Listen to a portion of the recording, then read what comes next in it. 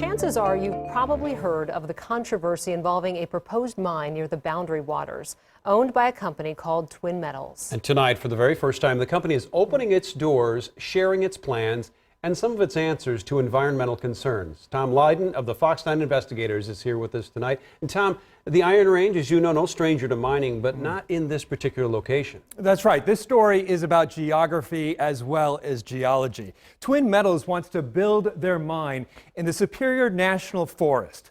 The problem is that is just 5 miles away from the Boundary Waters Canoe Area.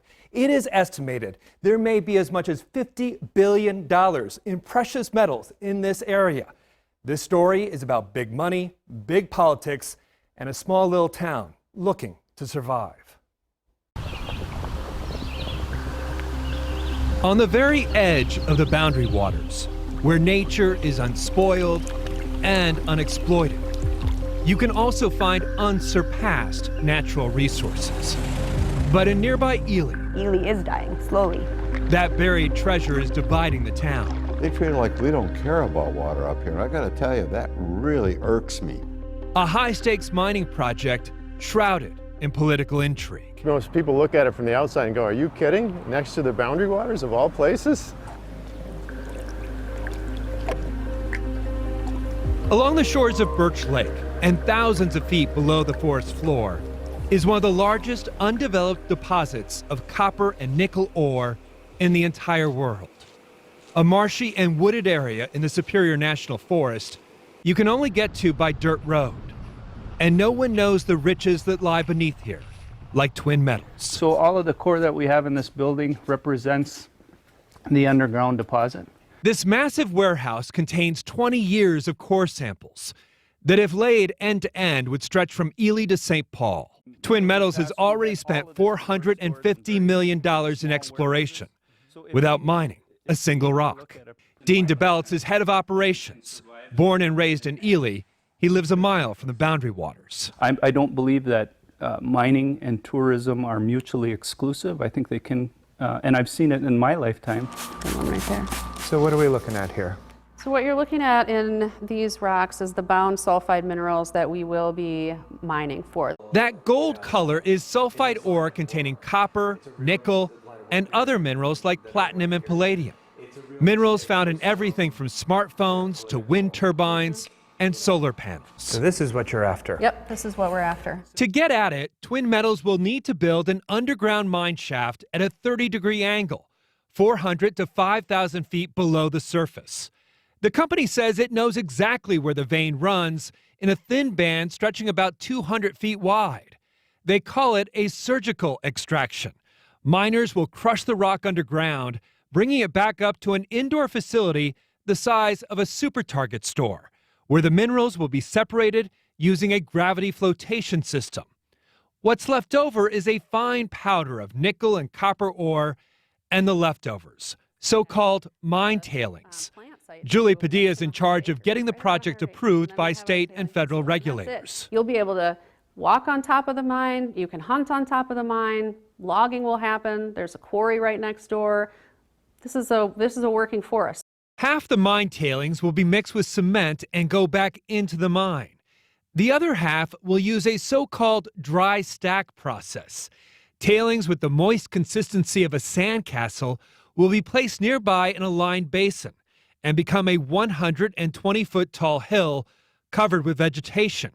Any water drainage will be recycled back into the processing facility. Our tailings that are left behind will be non-acid generating, that there will not be an issue related to sulfide generation or sulfuric acid creation. So we will have non-acid generating tailings, and we will have no waste rock above the surface. That's important because with traditional open pit mining, rain on piles of waste rock and mine tailings creates sulfuric acid, also known as acid runoff, which is usually collected in a dam. At this point, it doesn't look like you have water below the depth that you will be mining. That's right, this should be a very dry mine.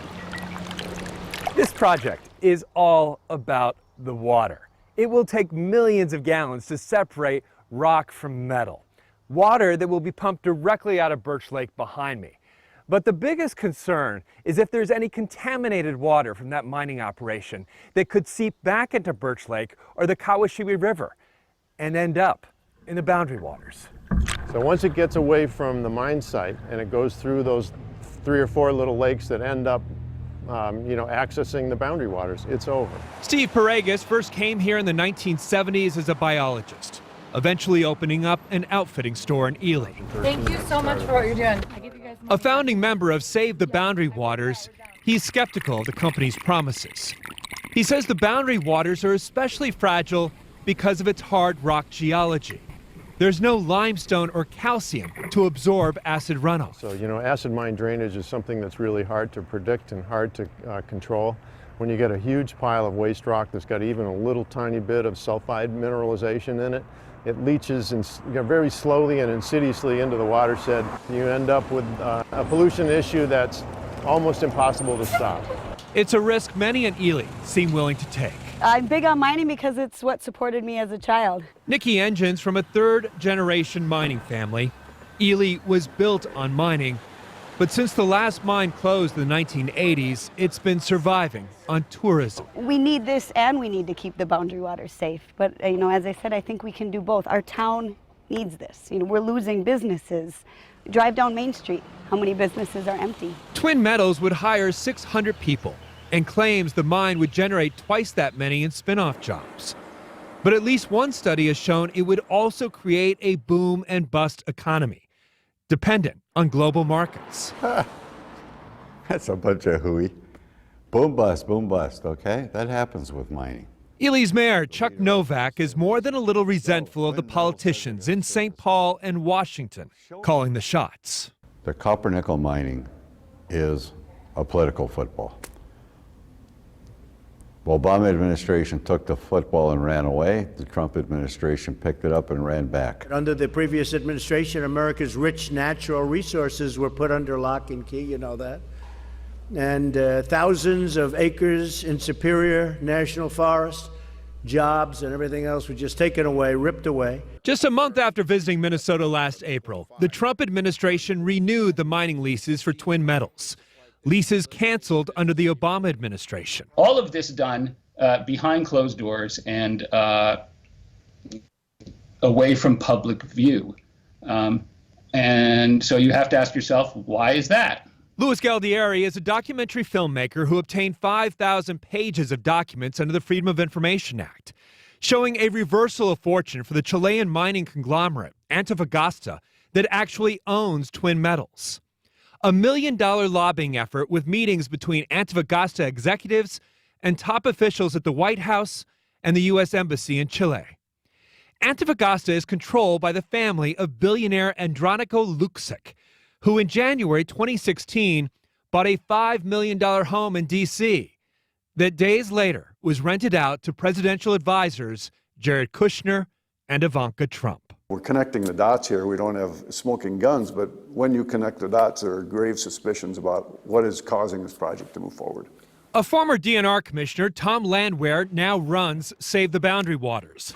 The group has joined a lawsuit against the Trump administration to terminate the mining leases held by Twin Metals. Why do you think the Interior Department did such a 180 on this? It's clearly from our standpoint, it's all political. It's because, the new administration has said we are going to unlock the resources in the public lands of the United States. And they have done it in a very haphazard manner. For us, the political wins, it's part of what we're dealing with. But we're years out from mining. We will be years into another administration before we start mining, regardless of what happens in 2020. So we aren't focused on the political wins or individual ideology. We're focused on moving the best project we can forward. What remains are the questions that always plague mining. How do you balance jobs and the economy without sacrificing the environment? And is it even possible in an area as fragile as the Boundary Waters? What is our priority? The treasure above or the riches below? And there is still a long way to go on this project. The company will submit a formal plan later this year, and that will lead to a year-long environmental impact review, and that will be followed via a permitting process with a number of different agencies. And there's also the matter of the lawsuit against the Department of Interior that could complicate all of this still. Reality is, guys, we are still years away, but every step we take, it makes it much more difficult to turn back the clock for Twin Metals. We hear a lot about the CALUMET mine, a totally different mine. How different is their plan or that plan from what we see here? You know, similar controversies, but really a different fact set. It's about 20 miles south of Twin Metals. CALUMET would be an above ground mine, not an underground mine like Twin Metals. And it also has a very different plan for dealing with mine tailings and any kind of acid runoff. But CALUMET, and this is probably the most important thing, it's in the Lake Superior watershed. And for some environmentalists, that's really the big difference. It's in a Lake Superior watershed and not the watershed that leads to the Boundary Waters. Interesting story. Thanks, Tom. Thanks, Tom.